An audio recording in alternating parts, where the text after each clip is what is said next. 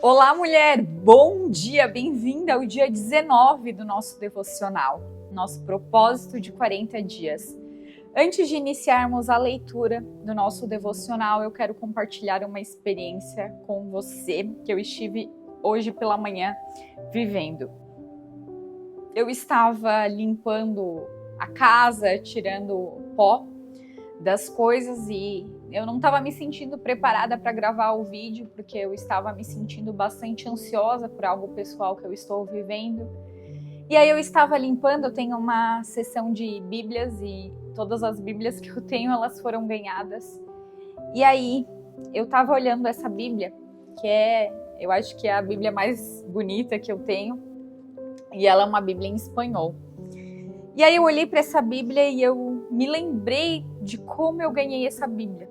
Eu fiz uma viagem missionária esse ano para Guatemala e lá a língua é espanhol. Então todas as orações, todas as leituras que a gente fez, lá onde a gente teve, levando a palavra de Deus e também visitando orfanatos, cadeias, comunidades carentes. E aí faltava uma semana para a viagem missionária, eu estava trabalhando incansavelmente e eu falei, meu Deus, eu preciso comprar uma Bíblia em espanhol que eu não tenho, eu preciso comprar. E uma semana antes eu fiz uma viagem para o Panamá para visitar uma cliente e a gente sempre só falou de trabalho, negócios, não falamos de Deus. Mas ela chegou com essa Bíblia e ela falou assim, Fernanda, tu crê em Deus? Eu falei, sim. Ela falou, é que eu vi essa Bíblia e eu achei que ela é a tua cara. E eu resolvi comprar ela para você. Uma semana antes da minha viagem missionária. E aí só de olhar para a capa, eu lembrei disso, que Deus está cuidando dos mínimos detalhes. E aí eu fui abrir a Bíblia e dentro dessa Bíblia tinha um bilhetinho, que às vezes quando eu estou me sentindo ansiosa eu escrevo. E dentro dessa Bíblia tem um bilhete que eu quero ler para você, que diz o seguinte, Tiago 5, 7 a 8. Jesus nos lembra do agricultor que espera pacientemente o fruto da terra, aguardando as primeiras e as últimas chuvas. A primeira chuva prepara a terra para o plantio e a última amadurece o fruto para a colheita.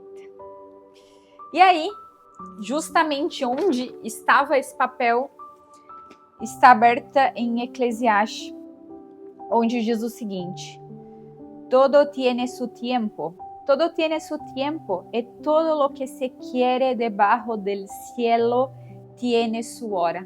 Tudo tem o seu tempo e tudo que está debaixo do céu tem a sua hora, porque Deus está no controle. Então, aquela ansiedade, com poucos minutos, Deus conversou comigo de 3 formas e eu falei, uau, eu tenho que confiar nas mãos de Deus. Então é isso que eu queria compartilhar para a gente iniciar a leitura do nosso devocional. A autora nos fala hoje sobre ter uma mente sóbria. 1 Pedro 5 a 8 diz, estejam alertas e vigiem. O diabo, inimigo de vocês, anda ao redor como leão, rugindo e procurando a quem possa devorar. Ao longo dos anos, a autora nos comenta que quando ela perguntou a pessoas se elas lutam contra o vício da comida, ela disse que ela sempre recebeu respostas. Ela tinha um canal no Facebook e ela fazia perguntas, e sempre que ela perguntou se as pessoas tinham vício de comida, do açúcar, as pessoas respondiam que sim. E a mesma coisa quando ela perguntava sobre pessoas viciadas em redes sociais, em compras, assistir séries e filmes com muita frequência, as pessoas sempre respondiam sim. E quando ela convidava essas pessoas para fazer um propósito, todas elas diziam que sim, a gente está fazendo um propósito de açúcar, mas essa mesma autora, Wendy Speak, ela também já fez devocionais sobre redes sociais, jejum de redes sociais, jejum de compras não necessárias, entre outras coisas. Mas ela disse que todas as vezes que ela perguntava se alguém queria fazer um devocional de jejum de 40 dias, como estamos fazendo do açúcar, mas o jejum de 40 dias de álcool, ela disse que ninguém queria participar. Então, ela cita aqui Romanos 6,14. Pois o pecado não será mais o seu senhor, porque vocês estão debaixo da lei, mas debaixo da graça.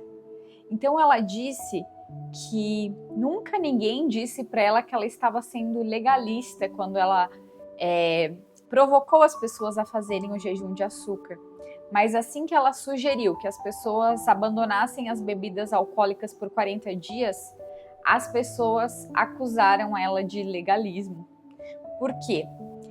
Porque ela concorda que nós estamos sob a graça de beber, porque nós somos tão rápidos em proteger nossa liberdade de fazê-lo, o que há no álcool que nos faz protestar diante da ideia de abandoná-lo por 40 dias. Então, na leitura de ontem, ela mencionou que a maneira mais rápida de reconhecer um ídolo em sua vida é notar a reação quando ele é retirado. Então, pense, qual é a sua reação quando você precisa ficar um tempo sem o seu celular? Seu celular deu problema. Como vai ser a sua reação sobre isso? Como vai ser a sua reação sobre o açúcar? Já estamos aqui na metade do nosso desafio. Vamos compartilhar um pouco na próxima terça-feira, dia 26, 8h30 do horário do Brasil, quais estão sendo nossas reações frente a nos abdicarmos do açúcar. Mas qual seria a reação de ficar sem álcool? Então, muitas pessoas responderam para ela que seria impossível ficar sem álcool. Mas com Deus todas as coisas são possíveis. Isso não tem a ver com lei, isso continua sobre a graça de Deus em nossas vidas. E o ponto é que realmente nós temos a liberdade de tomar bebidas alcoólicas. Deus nos dá a permissão para comer e beber, mas Ele também nos chama para estar alertas e sóbrios. Então tudo tem um limite. Temos um inimigo que adora quando nós estamos fora do nosso controle. E o álcool em excesso nos proporciona isso. O diabo, inimigo de vocês, anda ao redor como leão, rugindo e procurando a quem devorar. Está escrito em Pedro 5:8. Então é impossível nós termos uma mente sóbria quando nós não estamos sóbrios. Então o álcool, como a comida, o sexo e se perder online por horas, podem tropeçar. Vimos ontem sobre as pedras de tropeço. Eles podem entorpecer nossa dor e embotar nossos sentidos. No entanto, mais do que outros vícios que consideremos, o álcool embota nossos sentidos acima de tudo. Deus nos quer ver sóbrios porque Ele nos ama e Ele sabe que quando estamos sóbrios é melhor para o nosso corpo, para a nossa mente e para o nosso espírito. Ele nos quer sóbrios como uma medida preventiva. Ele, como nosso Pai, quer nos prevenir, quer nos proteger. Porque Ele sabe que quando nós temos o inimigo que está próximo, esperando para nos encontrar distraídos e ainda um pouco embriagados também, ele vai poder agir. Como a gente vem conversando ao longo dessas semanas, nós estamos fazendo um propósito, não de comida, mas um propósito de nos aproximarmos de Deus. A partir do momento que nos aproximamos de Deus, o inimigo se sente incomodado. E se nós não estamos sóbrios, nós estamos vulneráveis para que ele entre em nossa vida. Mesmo que deixemos de lado toda a questão espiritual por um momento, possivelmente a gente não deveria consumir álcool em excesso para obter o benefício completo desse jejum. Há muitas evidências disponíveis para justificar o porquê de ser bom jejuar do álcool também. Seja por uma temporada, mas você ainda está sobre a graça para aproveitar uma bebida, se assim quiser. Minha pergunta é, por que você quer, ou melhor ainda, você quer uma bebida ou você precisa disso? Isso é uma crença limitante sua, nossa, ou a gente realmente tem essa necessidade? Há 2 anos atrás eu resolvi extinguir o álcool da minha vida por completo. Se eu tomo algo alcoólico 2 vezes por ano, é muito. E o que eu senti como auto-observação é que a única coisa que eu gostava era de uma cerveja, porque eu tinha esse costume de que tomar uma cerveja com um churrasco no domingo era um momento de alegria. E eu gostava do sabor da bebida. Mas eu não gostava dos efeitos que a bebida me causava, que era geralmente sono, porque eu tomava uma latinha e aquilo já era suficiente para eu ter sono e eu dormia a tarde do domingo inteira. Não há nada mal, mas aquilo, para minha crença, não condizia, porque eu gosto dos meus finais de semana que eles sejam bastante produtivos. Então eu resolvi comprar uma cerveja sem álcool e tomei aquela cerveja sem álcool. E o sabor é muito parecido e eu não tenho os efeitos colaterais, porque aquele sabor me traz algo reconfortante. E a partir disso, eu nunca mais, há 2 anos, tomei uma bebida com álcool, uma cerveja com álcool, porque o que eu gostava era do gosto e das lembranças de felicidade, dos churrascos com a minha família, que aquele sabor me proporcionava. Mas o álcool não me fazia bem. Então, eu convido você a se auto-observar nesse aspecto. Nada intensifica a nossa vigilância física e espiritual como o jejum. No jejum, nós estamos mais alertas, porque a gente tem que estar pensando, a gente tem que ver um bolo na nossa frente e a gente ver isso não faz parte do meu propósito, por consequência, estamos mais alertas. Por outro lado, nada prejudica tanto a nossa vigilância física e espiritual como muito álcool. Pelo menos é assim que acontece com a autora, comigo também. Eu sou muito fraca. Quando eu jejuo e oro, meus ouvidos estão abertos para ouvir, meus olhos estão abertos para ver e meu espírito está aberto para discernir as coisas de Deus. Estou tão sóbria quanto se pode estar.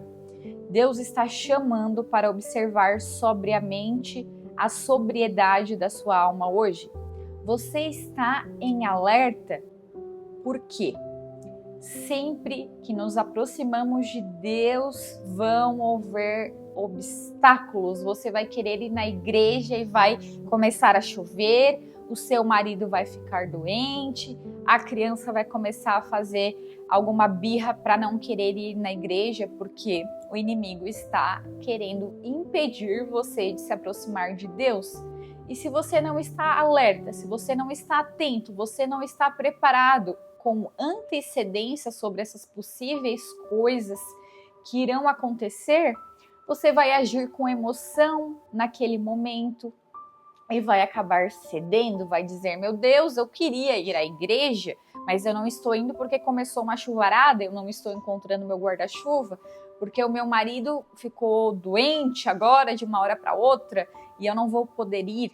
Mas quando você já tem ciência de que essas coisas vão acontecer, que essas coisas vão poder te prejudicar, você vai agir de outra maneira quando esses obstáculos, quando esses empecilhos chegarem na sua vida.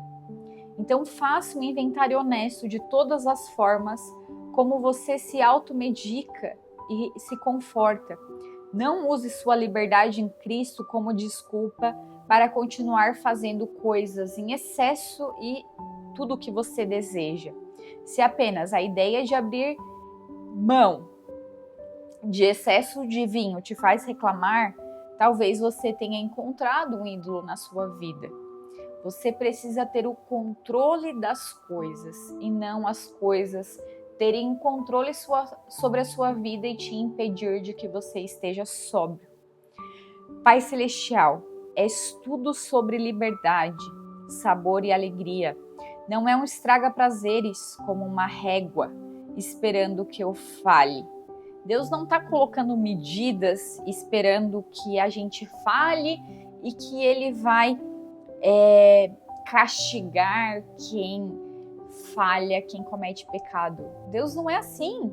Jesus como seu único filho unigênito, veio e morreu na cruz para nos libertar de todos os nossos pecados. Por isso que nós temos liberdade. Deus nos deu o livre arbítrio. Nós podemos fazer o que nós quisermos, mas é importante que nós façamos as coisas com moderação e que nós tenhamos controle. Nós tenhamos controle do tempo que a gente vai ficar no nosso celular, que a gente tenha controle sobre o quanto a gente vai gastar no nosso cartão de crédito para que não ultrapasse aquilo que a gente tenha condição de pagar, porque senão depois vai vir a fatura e como que a gente vai fazer para pagar o cartão.